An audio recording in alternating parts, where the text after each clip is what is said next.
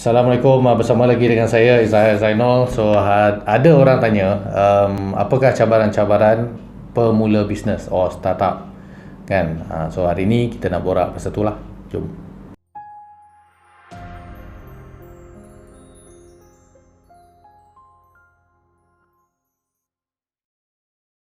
Cabaran yang pertama ialah tak cukup modal lah, ataupun aliran tunai yang tak berapa baik, kan. Of course lah, kita pun baru mula apa semua, mungkin sales pun tak masuk lagi. Jadi aliran tunai maybe tak berapa baik lah, kan. Dan ada yang orang mula modal awalan yang tak cukup, jadi dia tak boleh nak rolling lah apa semua, dan masalah lah, kan. So bila kita nak start, kita patut kira dulu betul-betul modal, bukan setakat modal nak beli stok aja, modal nak operasi ke apa semua, you have to jaga, kan. So before you start. So next cabaran ialah tak ada business plan yang baik lah, kan. So memang kita sebelum kita nak mula berniaga, kita kena ada business plan lah, ataupun yalah planning lah. Apa you nak jual apa, lepas tu jual kat siapa, macam mana you nak jual, harga berapa, macam mana you nak promosi. So you have to have a plan.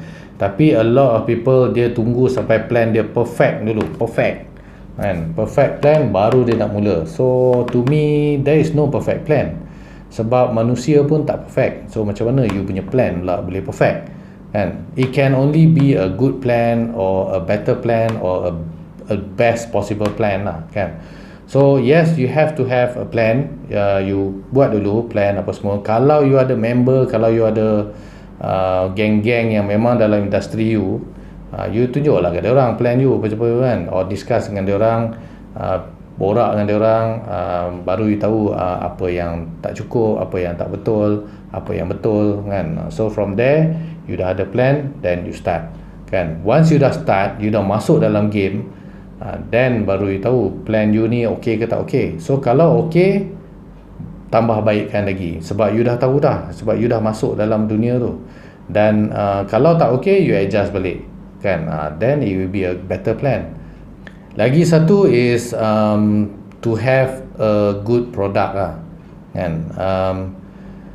Kalau kita produce sendiri makanan ke, ataupun produk-produk consumer ke apa ke, I would say you bagi orang test dulu lah, kan. Macam makanan ke apa ke, you bagilah orang makan dulu, tengok dia orang suka ke tak suka, kan. Tapi kena cari orang yang betul-betul akan bagi maklum balas yang baik, yang betul-betul lah.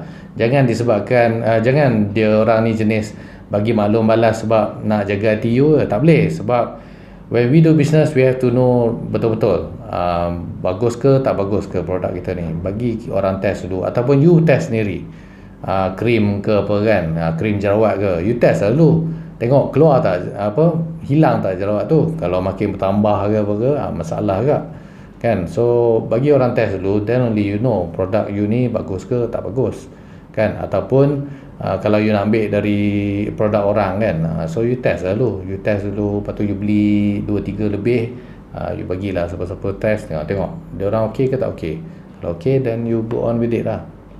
Lagi satu cabaran is you terpaksa bekerja lebih daripada apa yang you fikir, apa yang you expect lah, kan. A lot of people dia fikir bila dia buat bisnes sendiri, dia bekerja sendiri, dia boleh ikut suka hati dia lah. Dia rasa dia nak kerja, dia kerja. Dia rasa dia tak nak kerja, dia relax. Tak boleh lah. Sebab kalau kita buat bisnes sendiri, lagilah kita kena buat kerja, kan. Sebab bisnes kita, kalau kita tak cari benda, macam mana kita nak makan, kan. So we have to work more than what we expect. So a lot of people dia ada cabaran sikit lah dari segi ni, kan. Tapi you terpaksa lah, sebab you kata you nak buat business, kan. So you have to work more than what you expect.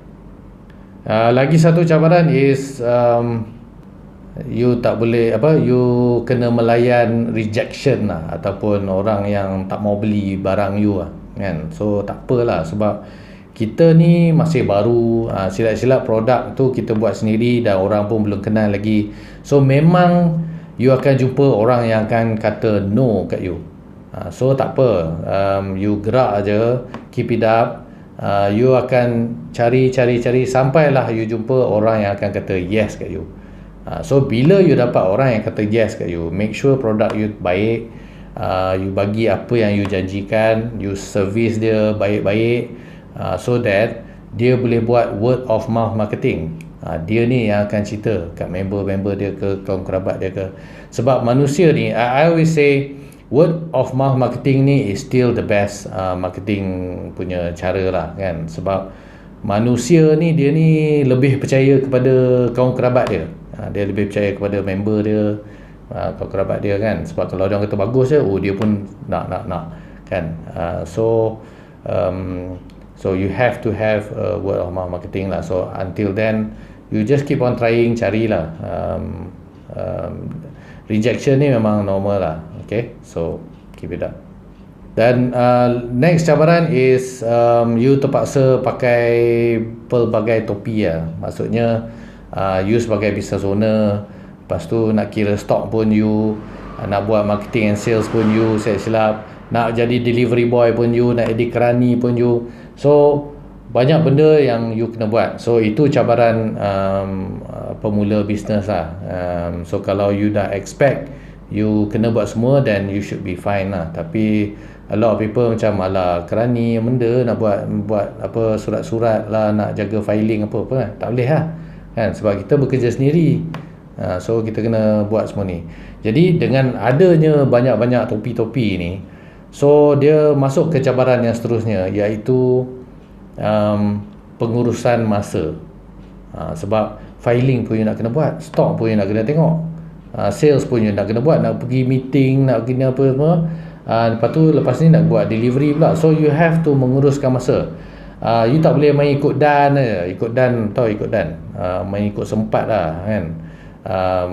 Kejap-kejap buat delivery apa semua tak boleh. Dia it's better kalau you ada time, ni disiplin lah. So you masuk office dalam pukul 9 sampai 10, time tu lah you nak melayan semua email, you nak melayan semua WhatsApp ke apa ke, ataupun social media. Lepas tu 10 sampai 12 you kena buat apa, something else lah. Macam you get yourself updated dengan you punya team ke, apa cerita, and then dan buat apa-apa lah.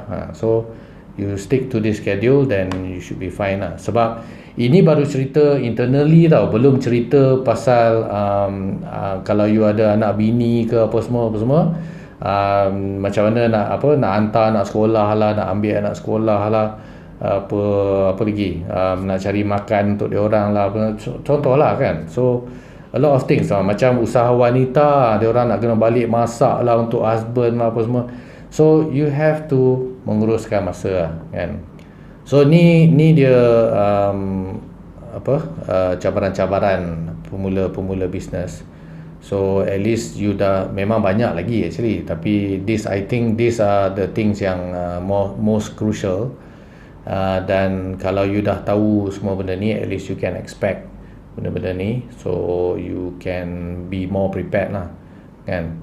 So as usual, like, share and comment. Don't forget to subscribe to my channel. And then kalau you ada apa-apa benda yang you nak kita discuss, just masukkan je kat ruangan komen tu, dan insyaAllah kita discuss lah nanti in the next video. Alright, so all the best and Assalamualaikum.